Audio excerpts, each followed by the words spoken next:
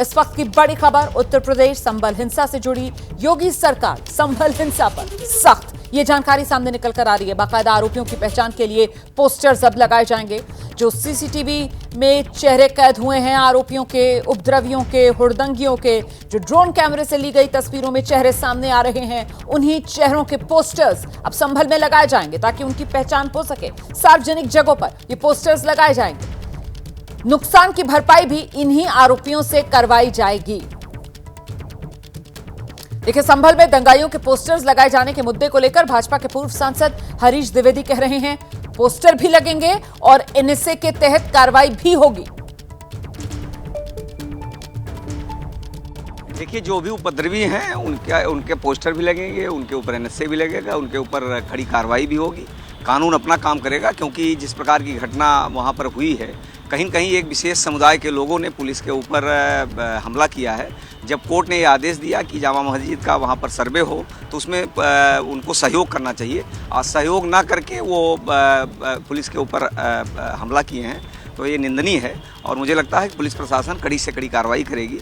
और कहीं न कहीं समाजवादी पार्टी के जो मुखिया हैं, उनको ये लगता है कि महाराष्ट्र से लेकर के उपचुनाव में पूरे देश में जिस प्रकार का रिजल्ट आया है, उसको लेकर के समाजवादी पार्टी हो, कांग्रेस पार्टी हो, बौखला गए हैं। उनको लगता है उनका जनाधार खिसक रहा है। जनाधार को कैसे रोका जाए, तो एक विशेष समुदाय को भड़काने का वो काम कर रहा है।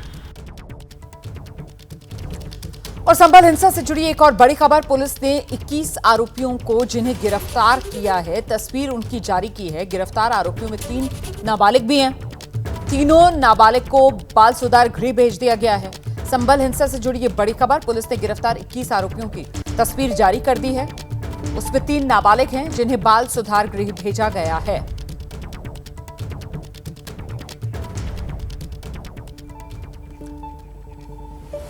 और संभल में ये जो हिंसा हुई है, इसको लेकर सियासी प्रतिक्रियाएं लगातार सामने आ रही हैं। बीजेपी के सांसद है गोरखपुर से रवि किशन, समाजवादी पार्टी पर वो बड़ा हमला बोल रहे हैं। रवि किशन की तरफ से कहा गया है कि संभल को कश्मीर न बनाएं। ये जो नेता भड़काते हैं, वो कभी खुद तो आगे आते नहीं, मासूमों को आगे कर देते हैं। सुनिए। रवि किशन जी हमारे साथ में। रवि जी, जिस तरीके से जो है संभल की घटना हुई है, आरोपियों को चिन्हित करके कार्रवाई की जा रही है, लेकिन जमीयत का कहना है कि माहौल खराब हो रहा है। मुख्य न्यायाधीश से हस्तक्षेप की मांग। सो प्लीज उनको, जमीयत को ये भी कहना चाहिए कि मुस्लिम नेताओं शुड उन पर कंट्रोल जरूर होना चाहिए। ये कौन वर्गलाता है, कौन कश्मीर में भी ऐसे मूवमेंट करता।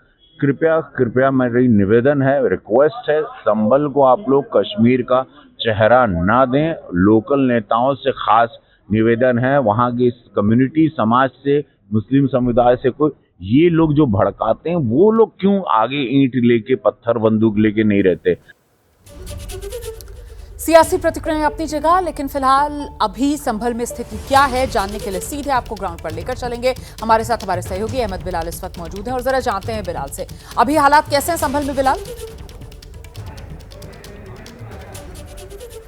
बिल्कुल रुमाना, देखिए आपको बताना चाहूंगा कि संभल में फिलहाल हालात जो है वो सामान्य है। दुकानें जो हैं वो अब खुलना शुरू हो गई हैं। जो मेन मार्केट है संभल की, वहां पर जो ज्यादातर दुकानें हैं वो जो है वो आज भी सुबह से जो है वो खुली हुई हैं। हालांकि जो जामा मस्जिद का इलाका है, यानी कि जामा मस्जिद के इलाके के ठीक सामने की जो दुकानें हैं वो अभी भी बंद है, लेकिन प्रशासन ने किसी तरीके की कोई पाबंदी जो है वो नहीं लगाई है। प्रशासन तो बल्कि ये चाहता है कि जल्द से जल्द जो है वो हालात सामान्य हो, और इसके लिए जो सबसे बड़ा कदम है वो दुकानदारों का होता है। अगर मार्केट खुल जाती है, लोग जो है वो घरों से निकलते हैं सामान खरीदने के लिए, तो हालात सामान्य हो जाते हैं। इसके अलावा स्कूल जो है वो खुले हुए हैं, लेकिन अफवाहों का बाजार गर्म ना हो, इसके लिए इंटरनेट पर पाबंदी जो है वो आज भी जिला प्रशासन की तरफ से जो है वो बढ़ाई गई है। तो संभल में इंटरनेट जो है वो अभी भी बंद है, लेकिन अगर मेन मार्केट की बात करें, सब्जी मंडी की बात करें, तो संभल में वो खुले हुए हैं। इंतजार ये है कि और थोड़ा सा माहौल जो है वो अगर और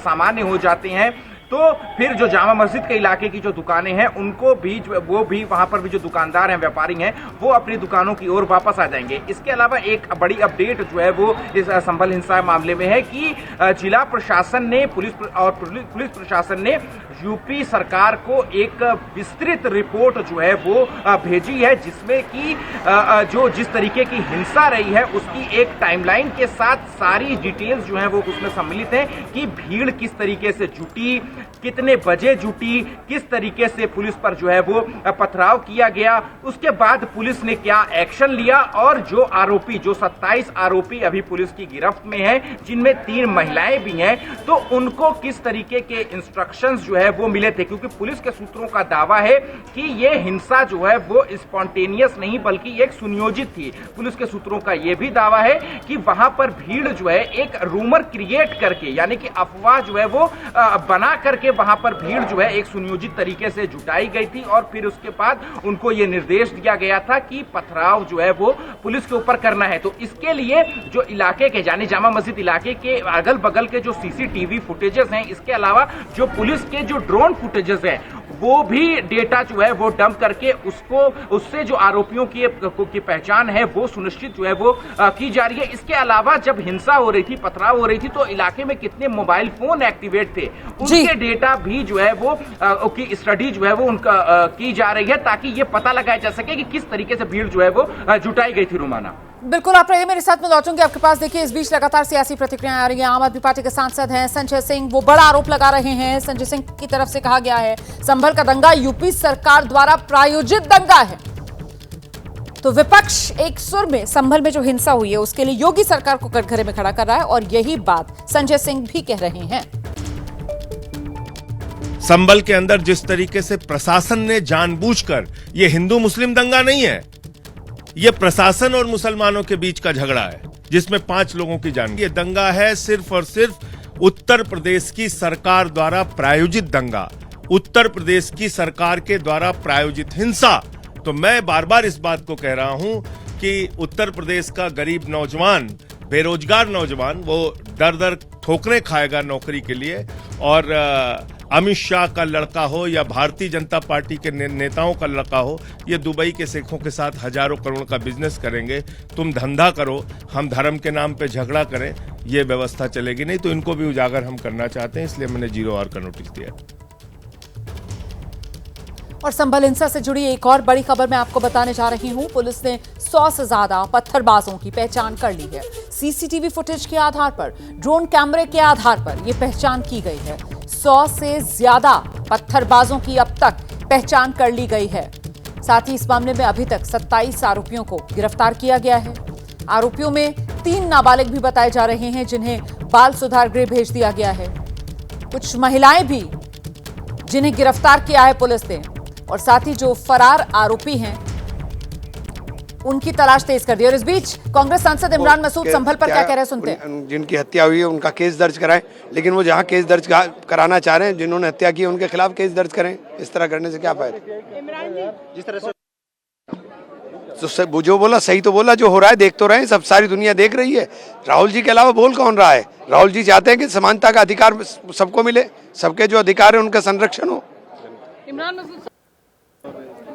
कांग्रेस सांसद इमरान मसूद को आप सुन रहे थे, कह रहे हैं कि राहुल गांधी जो हैं वो इस मुद्दे को मुखरता के साथ आवाज देते हुए दिखाई सुनाई पड़ रहे हैं। और इस बीच संभल हिंसा को लेकर सियासी आर पार लगातार बना हुआ है। वहीं सीसीटीवी और ड्रोन कैमरे की मदद से 100 से ज्यादा उपद्रवियों की पहचान कर ली गई है और उनकी तलाश तेज हो गई है। पुलिस संभल हिंसा की 10 अलग अलग एंगल से जांच करेगी और वो कौन कौन से एंगल्स हैं सिलसिलेवार तरीके से आपको बता देते हैं। पुलिस इस बात की सबसे पहले जांच कर रही है कि आखिरकार हिंसा वाले दिन जामा मस्जिद के आसपास भीड़ किसके कहने पर इकट्ठा हुई।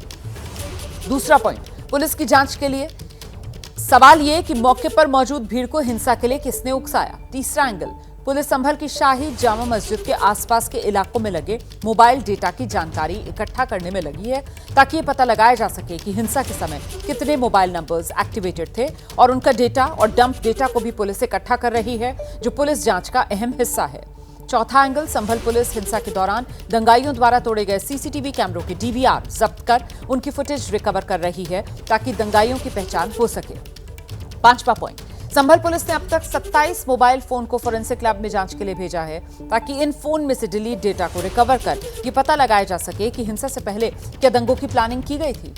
छठा एंगल जिससे पुलिस जांच कर रही है, क्या हिंसा की प्लानिंग पहले से थी, इसकी भी पुलिस तफ्तीश में जुटी हुई है। सातवां पहलू, संभल पुलिस ने कुछ सोशल मीडिया हैंडल्स को आइडेंटिफाई किया है। कुछ व्हाट्सएप चैट्स हैं कुछ ग्रुप्स हैं जिनका पता चला है, जिसमें मस्जिद पर इकट्ठा होने के लिए कहा गया। अब पुलिस इन सोशल मीडिया हैंडल्स के द्वारा पोस्ट की गई वीडियो मैसेजेस को खंगाल रही है। 8वां एंगल, संभल पुलिस ने हिंसा के समय के सीसीटीवी कैमरों, मोबाइल वीडियो और ड्रोन कैमरे की फुटेज को खंगालने के लिए एक स्पेशल टीम बनाई है ताकि आरोपियों की पहचान की जा सके। 9वां एंगल है स्थानीय लोगों के बयान, जिन्हें दर्ज करने के काम में पुलिस जुटी हुई है। और 10वां पहलू, सीसीटीवी फुटेज खंगालने का काम, जिसपे पुलिस जुटी हुई है।